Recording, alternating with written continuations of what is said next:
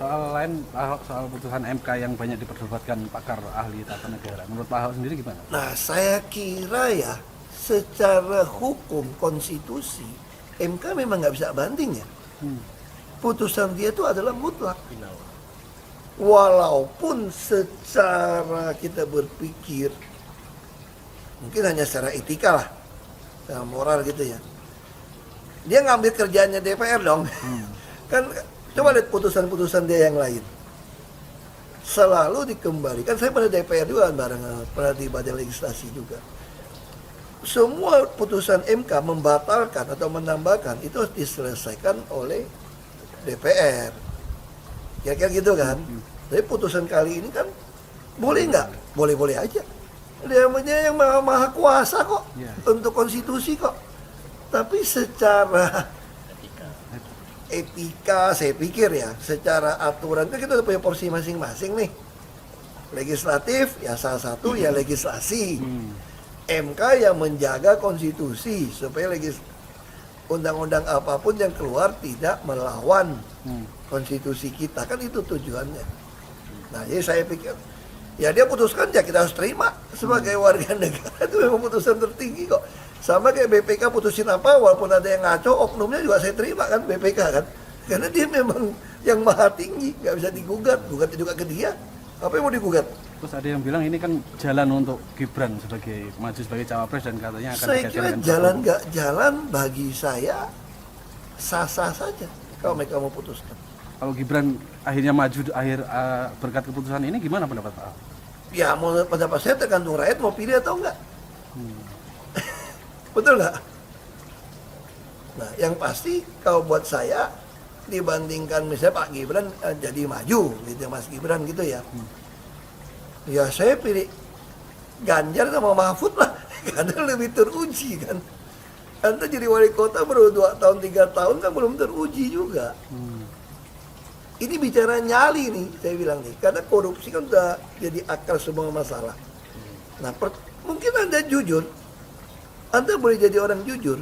Yang kita butuhkan sekarang ini jujur dan berani. Kalau cuma jujur nggak berani nggak ada guna. Berani nggak jujur lebih celaka juga. Berani nyolong lebih celaka. Tapi kan jujur, saya yakin. Tapi Anda berani nggak? Dan Mas Gibran belum terlalu berpengalaman menghadapi berbagai macam. Nah, jadi kalau Ibu Mega selalu ngomong begini, kalau saya ketemu ngomong, kenapa beliau bisa pilih Ganjar, kenapa bisa pilih saya maju ke DKI, tapi Pak Mahfud, beliau selalu katakan, ini urus negara loh, mau jadi presiden loh.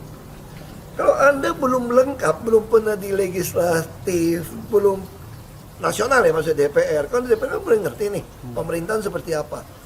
Anda belum pernah di eksekutif, yang tingkat provinsi, Anda nggak ngerti jadi presiden nanti. Ini bukan soal belajar-belajar, coba-coba loh.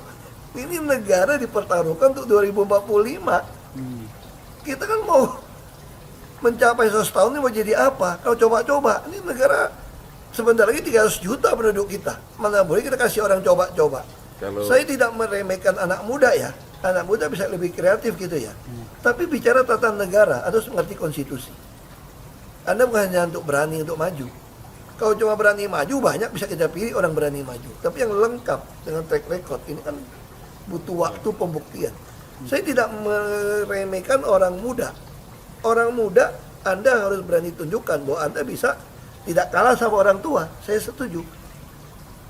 Betul kan? Tapi juga orang tua juga jangan mengatakan saya sudah tua, enggak juga.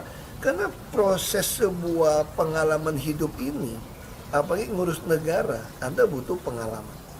Minimal legislatif di DPR. Itu yang disampaikan oleh Ibu Mega. Tapi kan akhir-akhir ini banyak yang meributkan soal ini ngurus negara loh, bukan keluarga. Itu tanggapan Pak Ahok gimana? Nah, saya nggak mau campur gimana pun, Pak Jokowi kan teman saya. Ini teman, dan saya menganut satu filosofi begini ya. Siapapun jadi presiden, itu seizin Tuhan. Seizin Allah. Maka saya respect, tetap hormat kepada presiden. Sekalipun bisa mengecewakan atau apapun, tapi saya harus hormat. Karena itu ada jabatan yang Tuhan berikan. Jadi kalau soal walaupun hormat teman ke pasangan, ya saya pasti pilih Pak Ganjar dan Pak Mahfud yang lebih pengalaman. Saya tidak mau anak cucu saya harus nunggu sekian tahun lagi, kayak pengalaman Jakarta gitu kan, nunggu lagi mundur. Males sudah.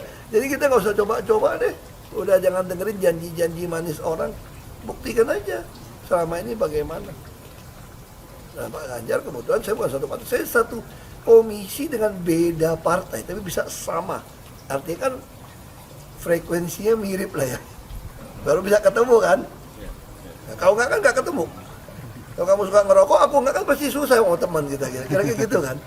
Nah kita mesti chemistry-nya ada nyambung, baru bisa cocok gitu. Itu sih. Oke. Ya. Makasih. Makasih ya. Download Tribun X sekarang. Menghadirkan lokal menjadi Indonesia.